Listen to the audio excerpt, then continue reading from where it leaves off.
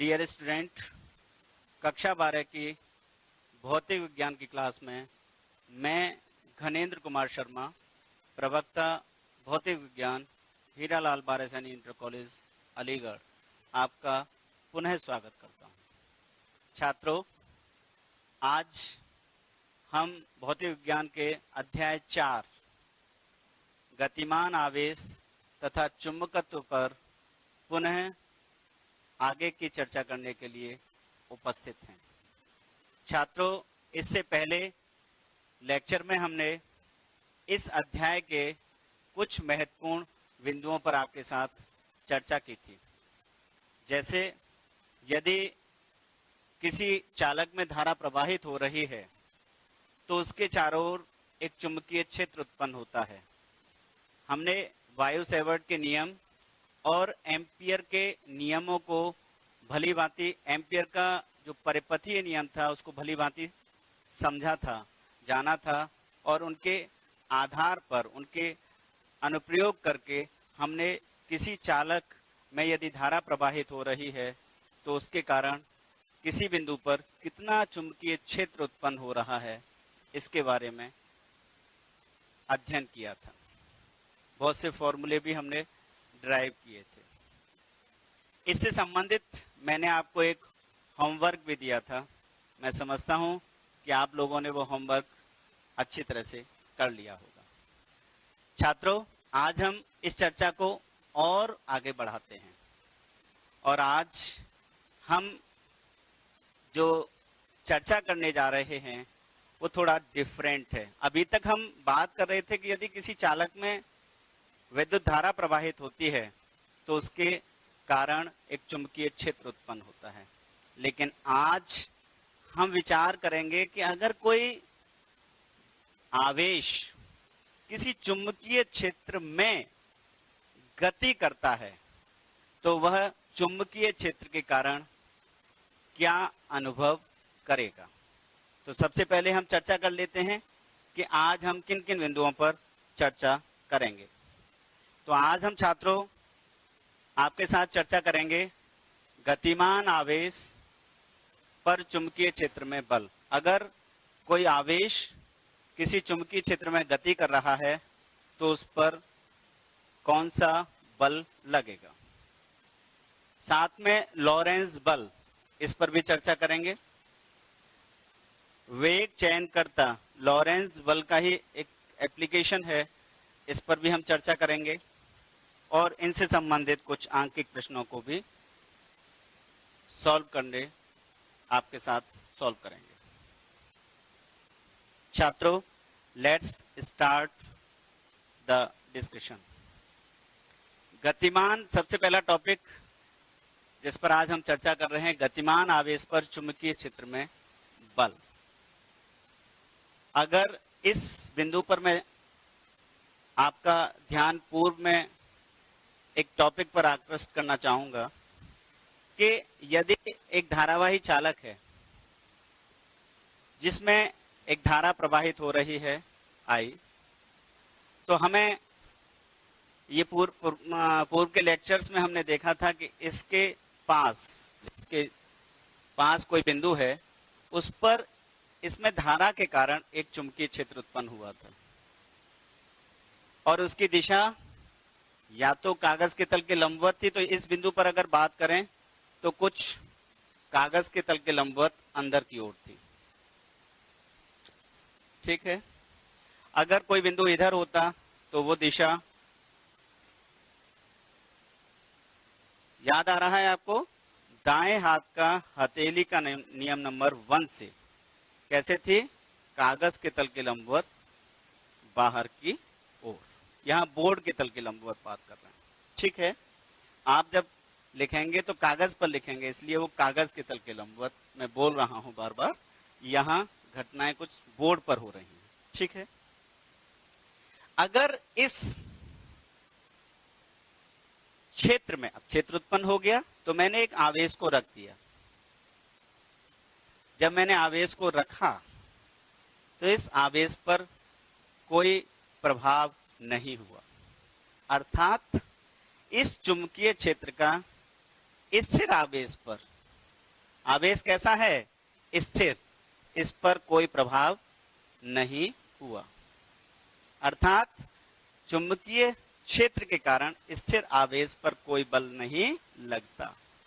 लेकिन अगर यहां पर मैं एक आवेश को गति करा दूं, तो अगर ये गति करने लगा तो देखा गया कि जब ये चुंबकीय क्षेत्र में गति कर रहा था तो इस पर एक बल एक्सपीरियंस होने लगा। चुंबकीय क्षेत्र के कारण जो बल लग रहा है वो किस पर लगा? स्थिर पर नहीं लगा, गतिमान पर लगा। तो यहां पर निकल के आया कि जब कोई आवेशित कण किसी चुंबकीय क्षेत्र में गति करता है तो उस पर एक बल कार्य करता है जिसे चुंबकीय बल कहते हैं। इस बल की दिशा चुंबकीय क्षेत्र की दिशा तथा कण के चलने की दिशा दोनों की लंबवत होती है।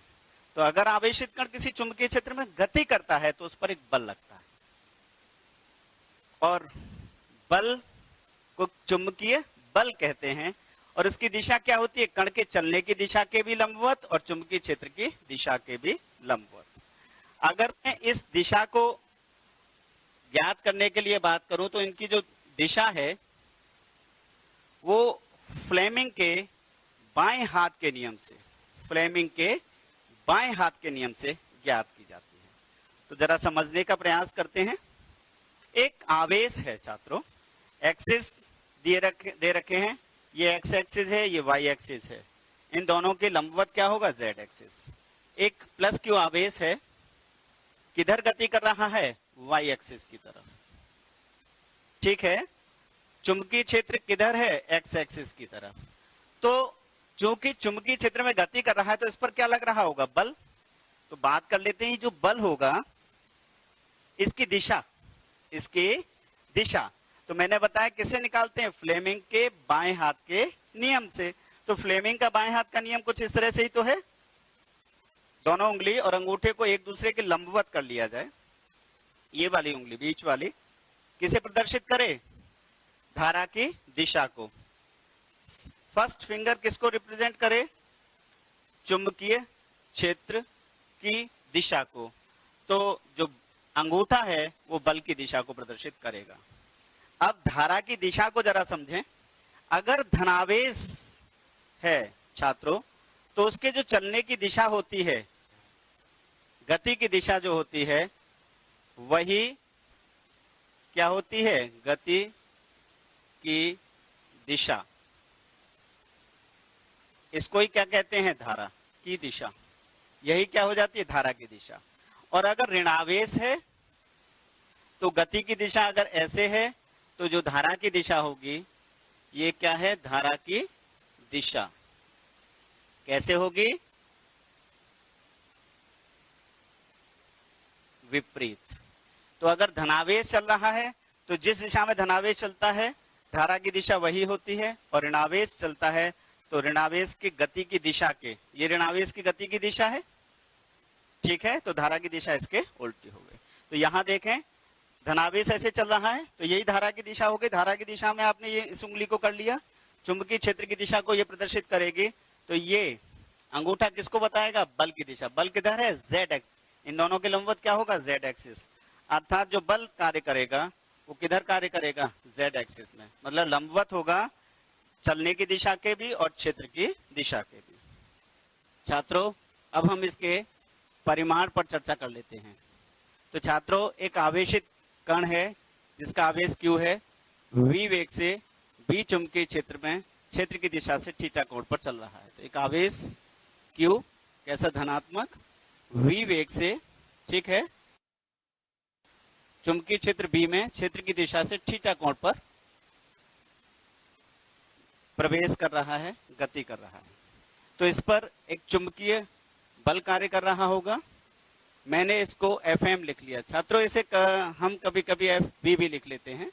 B भी चुंबकीय क्षेत्र को रिप्रेजेंट करता है, तो FB या FM, ठीक है। तो ये जो चुंबकीय क्षेत्र के कारण जो चुंबकीय बल लग रहा है इसका परिमाण कितना होता है? तो प्रयोगों द्वारा देखा गया छात्रों के इसका जो परिमाण है that is QVB sin theta. Q क्या है? आवेशित कण का आवेश, V कण का वेग, B चुंबकीय क्षेत्र की तीव्रता, और थीटा क्या है?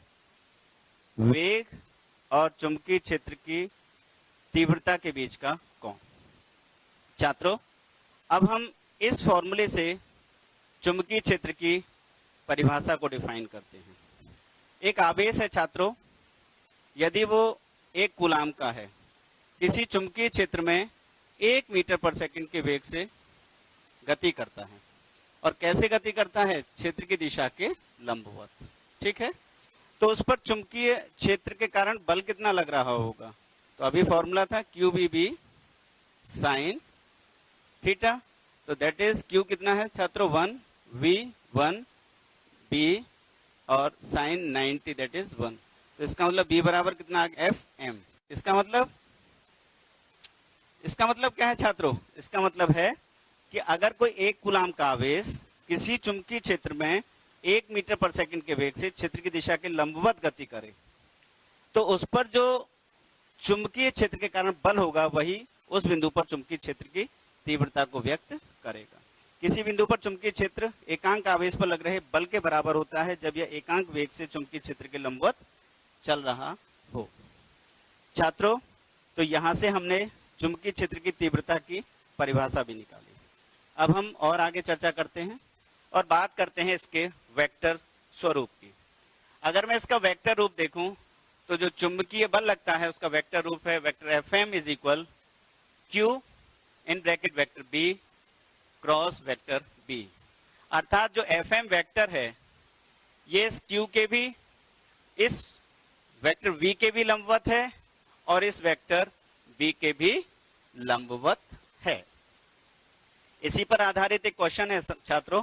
एक क्वेश्चन बहुत पूछा जाता है कि FM vector FM is equal Q in bracket vector B cross vector B में किन राशियों के बीच सदैव 90 डिग्री का कोण होता है और किन के बीच कोई भी कोण हो सकता है। तो FM और B के बीच सदैव कितना होता है? 90 डिग्री का। FM और B भी सदैव कैसे होते हैं? लंबवत। इनके बीच भी कितना होता है? 90 डिग्री का। और V और B के बीच कोई भी कोण हो सकता है। थोड़ा सा मैं एक चीज और यहाँ डिफाइन करना चाहूंगा कि अगर कोई आवेश है तो वो कितना, कौन कौन से चुंबकीय और विद्युत क्षेत्र क्या उत्पन्न करता है या नहीं। तो आवेश कौन कौन से क्षेत्र उत्पन्न करता है, इस पर थोड़ा विचार करते हैं। अगर आवेश स्थिर है तो स्थिर आवेश केवल और केवल विद्युत क्षेत्र उत्पन्न करता है। कैसा क्षेत्र उत्पन्न करता है? विद्युत क्षेत्र। कितना उत्पन्न करता है? इसके लिए तो फॉर्मूला था E बराबर, बिंदु आवेश के लिए था 1/4 पाई एप्सिलॉन नॉट वायु में Q/r²। चुंबकीय क्षेत्र में कोई फॉर्मूला नहीं है, लेकिन अगर गति करे तो गति करने पर यह विद्युत क्षेत्र भी उत्पन्न करता है और चुंबकीय क्षेत्र भी। चुंबकीय क्षेत्र कितना उत्पन्न करता है? B बराबर μ0/4 पाई QB/r²। ठीक है, तो यहाँ विद्युत क्षेत्र भी उत्पन्न करता है और चुंबकीय क्षेत्र। लेकिन अगर ये त्वरित गति करे, कांस्टेंट वेग से नहीं, त्वरित गति करे तो विद्युत क्षेत्र भी उत्पन्न करेगा, चुंबकीय क्षेत्र भी उत्पन्न करेगा, साथ में ऊर्जा को भी विकृत करता है। इसे आगे आप चैप्टर्स में पढ़ेंगे कि कितनी त्वरित आवेश ऊर्जा को किस तरह से विकृत करता है। तो इस टॉपिक पर एग्जाम में क्वेश्चन पूछा जाता है कि एक स्थिर आवेश कौन कौन से क्षेत्र उत्पन्न करता है तथा एक गतिमान आवेश कौन कौन से क्षेत्र उत्पन्न करता है। छात्रों, अब हम चर्चा करते हैं लॉरेंज बल पर। लॉरेंज बल, अभी तक हमने जो चर्चा की वो चर्चा की कि अगर कोई आवेशित कण किसी चुंबकीय क्षेत्र में गति कर रहा है तो उस पर कितना बल लगता है। लेकिन अगर किसी स्थान पर चुंबकीय और वैद्युत दोनों क्षेत्र उपस्थित हों तब उस पर जो कुल बल कार्य करता है वही लॉरेंज बल होता है। किसी स्थान पर विद्युत और चुंबकीय क्षेत्र दोनों हों तो वहां गतिमान आवेशित कण द्वारा अनुभव किया गया बल लॉरेंज बल कहलाता है। चर्चा करते हैं। अगर एक आवेशित कण है जिस पर आवेश Q है, एक समान विद्युत क्षेत्र ई में रखा है, ठीक है। तो ई के कारण उस पर कितना बल लग रहा होगा, F E vector is equal Q vector ई। लेकिन अगर इसी स्थान पर चुंबकीय क्षेत्र भी है, अगर चुंबकीय क्षेत्र भी है तो इस पर एक और बल लग रहा होगा चुंबकीय क्षेत्र के कारण, vector F M is equal Q in bracket vector B cross vector B. दो बल लग गए, एक विद्युत क्षेत्र के कारण और एक चुंबकीय क्षेत्र के कारण। दोनों का अगर सदिश योग कर दें तो उस पर लगने वाला नेट बल होगा, ठीक है। तो नेट बल कितना हो गया छात्रों, नेट बल हुआ हमारा vector F is equal vector F E plus vector F M. इस नेट बल को ही लॉरेंस बल कहते हैं। वैल्यू पुट कर देते हैं, तो वैल्यू क्यू एफ ई की वैल्यू कितनी है, Q E vector, F M की कितनी है, Q V cross B in bracket. Q को अगर मैं कॉमन ले लूं तो ये हो गया vector F is equal Q in bracket vector E plus small in bracket vector V cross vector B whole in capital vector. तो ये क्या है, लॉरेंस फोर्स। अगर कोई आवेशित कण किसी विद्युत और चुंबकीय दोनों क्षेत्रों में उपस्थित है तो उस पर लगने वाला नेट बल लॉरेंस बल कहलाता है, और यह दोनों बलों के सदिश योग के बराबर होता है। छात्रों, अब इसका एक एप्लीकेशन ले लेते हैं, और एप्लीकेशन है कि अगर कहीं विद्युत और चुंबकीय क्षेत्र दोनों विद्यमान हैं, ठीक है, लेकिन यहाँ मैं एक केस की चर्चा करूंगा कि वो दोनों क्षेत्र जो हैं वो एक दूसरे के लंबवत हैं और आवेशित कण भी उसमें उन दोनों क्षेत्रों की लंबवत गति कर रहा है। आओ चर्चा करते हैं। मान लीजिए एक आवेशित कण है Q प्लस Q, विद्युत क्षेत्र E में चुंबकीय क्षेत्र B दोनों की उपस्थिति में V वेग से गतिमान है, ठीक है। इस पर नेट बल कितना लग रहा होगा, तो नेट बल जो लग रहा होगा वो लॉरेंस फोर्स होगा, that is vector F is equal vector F E plus F vector F B. B का मतलब है चुंबकीय क्षेत्र के कारण और ई का मतलब है विद्युत क्षेत्र के कारण, ठीक है। अभी हमने देखा था कि इनकी वैल्यूज पुट करते हैं तो लॉरेंस फोर्स में फॉर्मूला निकला था vector F is equal Q vector E plus small in bracket vector B cross vector B whole in capital vector, ठीक है। लेकिन यहाँ हम चर्चा क्या कर रहे हैं, हम चर्चा कर रहे हैं कि यहाँ जो क्षेत्र हैं वो एक दूसरे के कैसे हैं, लंबवत। Vector E is perpendicular to vector B. साथ में हम ये भी कह रहे हैं कि जो कण है वो जो गति कर रहा है वो इन दोनों क्षेत्रों की लंबवत गति कर रहा है। देख लेते हैं, एक्स एक्सिस में एक कण गति कर रहा है वेक्टर v वेग से, आवेश q है। y एक्सिस में एक विद्युत क्षेत्र है और z एक्सिस में एक चुंबकीय क्षेत्र, तीनों एक दूसरे के कैसे हैं, लंबवत, ठीक है। मैं इसको वेक्टर फॉर्म में लिख लेता हूं, तो vector E is equal E J cap. E क्या है, परिमाण किसका, विद्युत क्षेत्र का, और जे कैप क्या है, दिशा। y एक्सिस की दिशा में जो यूनिट वेक्टर होता है उसको जे कैप कहते हैं, आप जानते हैं।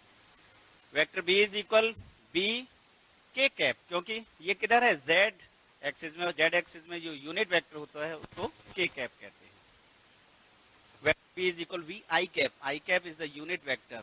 ये क्या है, एकांक सदिश, किस दिशा में, x एक्सिस की दिशा में। वैल्यू पुट कर लेते हैं छात्रों, तो vector f is equal Q vector e की जगह E J cap plus v की जगह V I cap cross B K cap. छात्रों, हमने ये पढ़ा है कि i, j और k तीन यूनिट वेक्टर हैं हमारे पास।